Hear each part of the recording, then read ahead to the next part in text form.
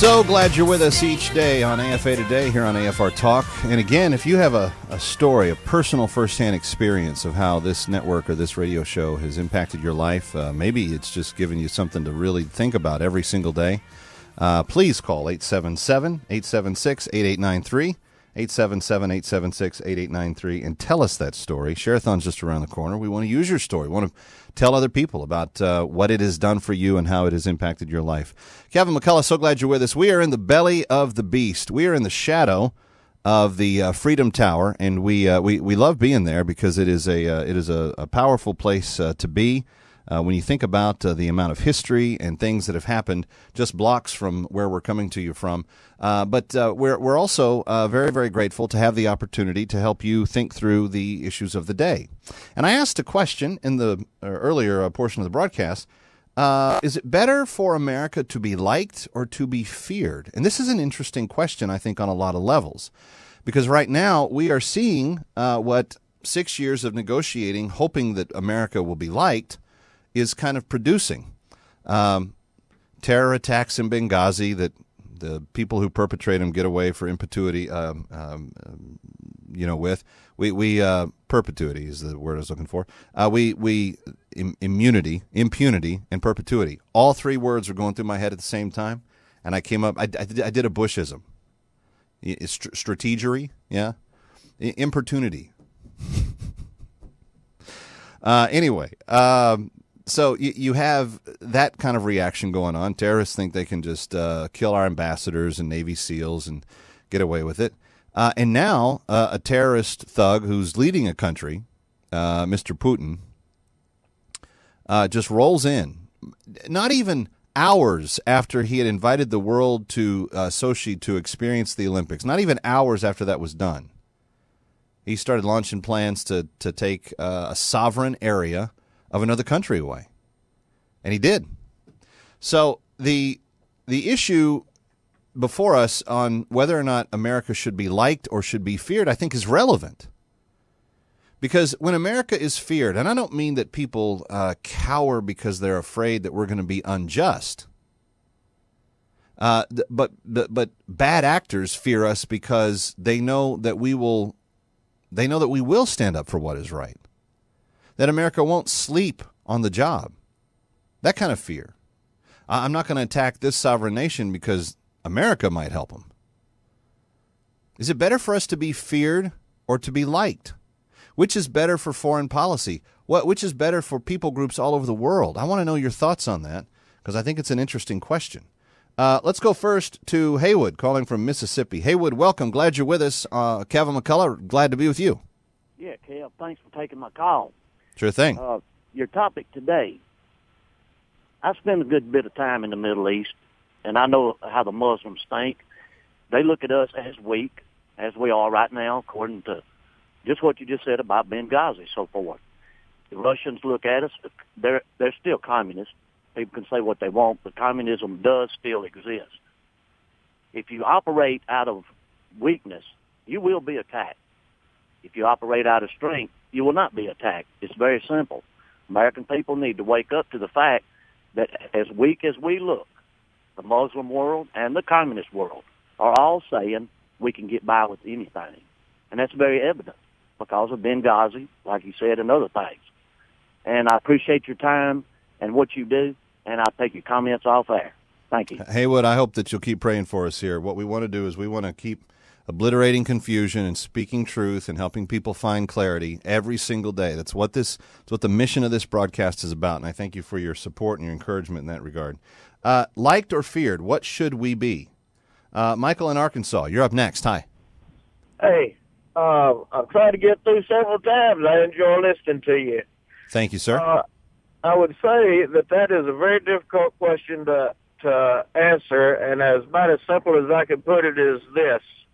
As long as America is doing what's right in God's eyes, then those that should fear us will, and those that should love us will. That is a very interesting response. So I've asked this question in mixed company before, Michael, and thanks for the call. I've had people respond similarly to what you've said. If people fear us, then they have reason to like us. But if no one fears us, then there's a lot of people that have reason not to like us. And it has to do with the amount of suffering. Does the world become a better or worse place when the world largely fears or likes America? Which is more important? Because the current administration ran on an idea in both campaigns that America took the position in the world as kind of the world's leader wrongfully, that it was bad for people to fear America, that people should be more buddy-buddy with us. And I'm just curious, after 6 years of kind of that approach, if you see any evidence that that's actually working. 888-589-8840. Let's talk to Carrie calling from Pennsylvania. Hi, Carrie. Hey, how you doing, sir? Good.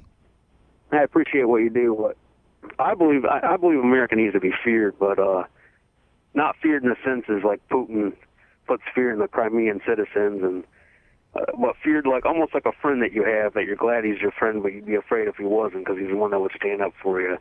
And I don't know. I think America's gotten pretty weak, and people need to wake up and realize that. And there's a difference between being feared like a terrorist and being feared because everybody knows you stand up for what you believe in and you won't back down. But I'll take my comments off here, and I appreciate everything you do. Well, I appreciate your thinking it through, Carrie. Thank you. We got some binge thinkers here. They're putting the dots together. Does it make sense for us to desire the world to like us? Does that make sense at all? 888-589-8840. And if you disagree with me, you always get to go to the front of the line. I have a phone line open. Let's go to Dale calling from Texas. Hi, Dale. It's Daryl. Daryl, sorry about that. Someone put Dale on my screen. That's quite all right. Go ahead. Appreciate you taking my call. My question is why only the two choices? It's in my opinion, I look at it as such with a policeman or my father. I don't fear or like one or the other. I respect them. I understand where they're coming from. They lead me where I need to go, help me make the right choices. But I don't fear them, but I respect them. You can't. I own a company. I own a construction company. Now, I don't run my company through fear. I run my company through respect. They respect me. They don't fear me.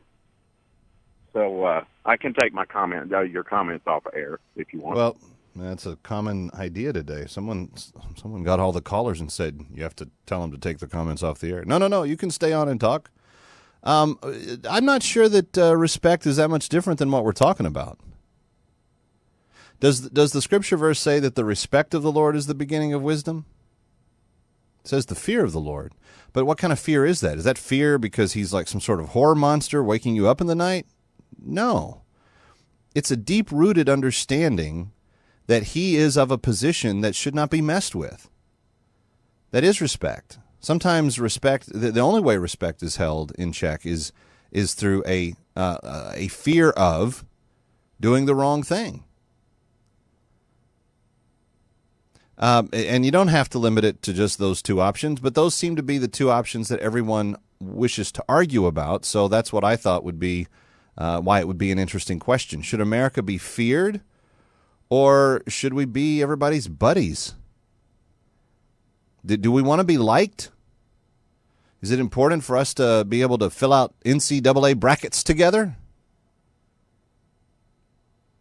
You have to admit it is kind of funny. You got all this stuff going on in the world, and ESPN's doing specials with the president on who his pick is for the NC2A Final Four.